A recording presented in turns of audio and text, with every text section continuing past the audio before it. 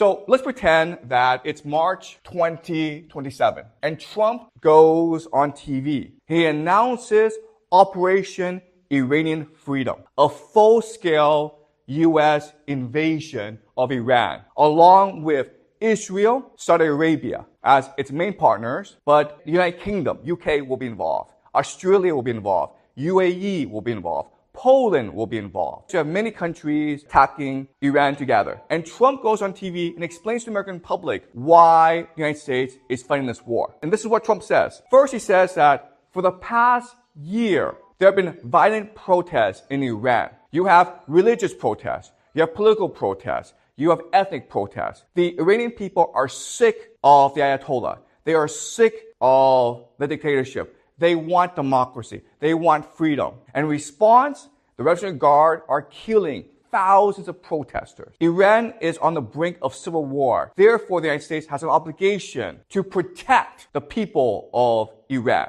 The people of Iran are praying for freedom and democracy, and the United States, the world's greatest democracy, must give them democracy. Second, U.S. intelligence, along with Israeli intelligence, have discovered that for the past 2 years, Iran has been working very, very hard on developing a nuclear bomb. In fact, Iran is only 1 month away from having 3 nuclear bombs so that New York City, San Francisco, Los Angeles could all be destroyed. So to prevent this, we must strike first to stop Iran's nuclear program. Third, Iranian proxies, the Houthis, Hezbollah, many groups, have been disrupting shipping in the Middle East, in both the Red Sea and the Strait of Hormuz. 40% of the world's oil passes through that region, mainly to East Asia, China, Japan, South Korea. Our global prosperity is at stake. We must go to war to protect these shipping lanes and ensure that the oil goes to China,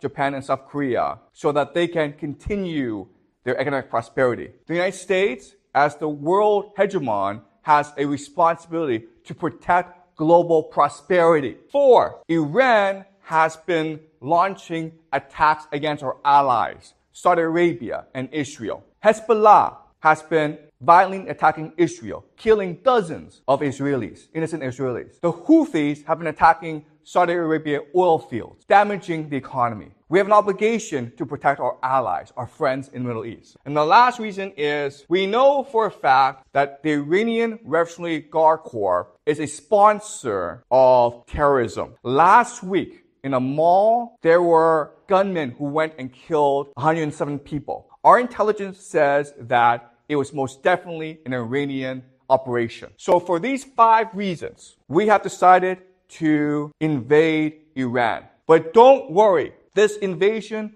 will be successful because we have a lot of allies. The UK, Israel, Saudi Arabia, all friends will be part of this operation. Our special forces are already in the country looking for their air bases and their missiles. We can knock them out at the beginning of the war. Also, we have been in contact with Iranian opposition groups. They want to overthrow the regime. And when we help them, they will install democracy in the country. Our American military is the greatest in the world. In 1991, our military defeated Saddam Hussein in 100 hours, in less than 3 weeks. To prove that we are the greatest in the world, we will defeat Iran in only 2 weeks. So do not worry. We will be strong in protecting democracy, freedom, and global prosperity. That's what Donald Trump will say to the people of the United States. And of course, you're going to have large-scale protests throughout the country opposing this war. But most people in the country will support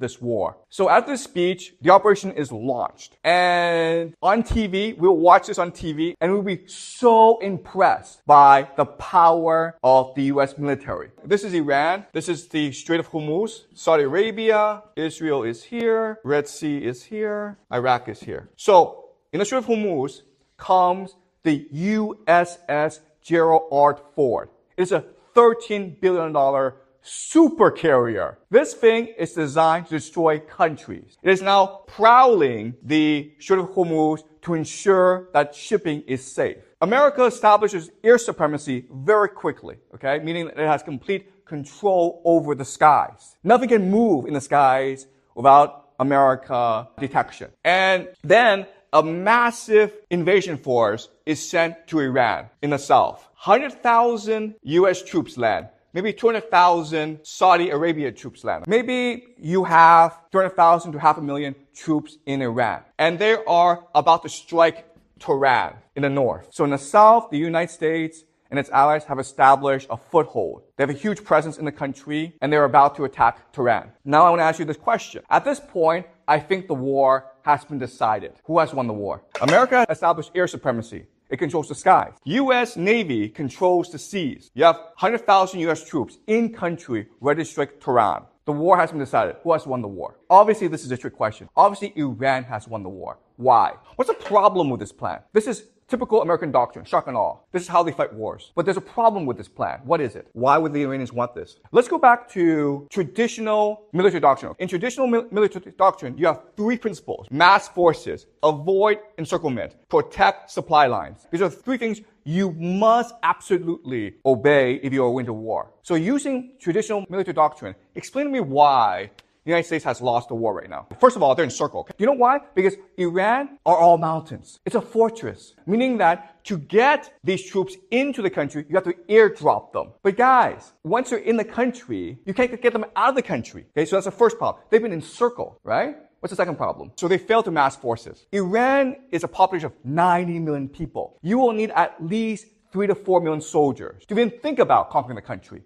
They've got 100,000 in this country. You can't move tanks through mountains. They're not designed for mountain warfare. What are you going to do? So they can't mass forces, and they've been encircled, and what else is a problem? And this is the biggest problem. They cannot be resupplied. Okay? They have no supply lines. For them to be resupplied, airplanes have to drop ammunition, food, into the country. But again, Iran is all mountains. So it's very easy for Iranians to shoot down the airplanes. When you pass through mountains, you can't see what's on the ground. A random guy with a rocket launcher can just shoot down the helicopter, which is what the Afghans did against the Soviets in the Afghanistan war. And that's why the Soviets lost the war. A drone can take down any airplanes. So in other words, these guys are trapped. You think they're soldiers, but they're not. What they really are hostages. You have too many people in the country, so you can't get them out of the country, but you don't have enough people to actually launch a strike against Tehran. You can't resupply them. And they've been encircled by Iranian forces. The logic of having 100,000 US troops in the country is that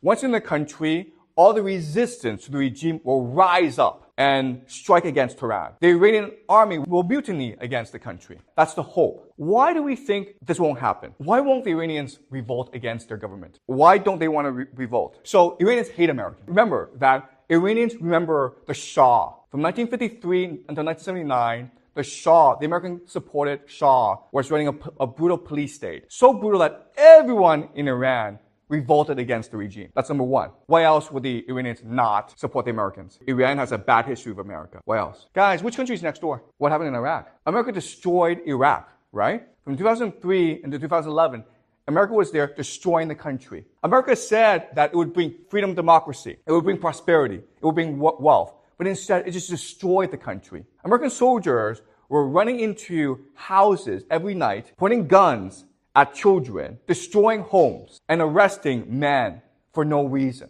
Iranians saw all this on TV. They heard about all this from neighbors. So they know that if America comes, it's to destroy the country, not to bring freedom, democracy, not to bring prosperity, it's to destroy the country.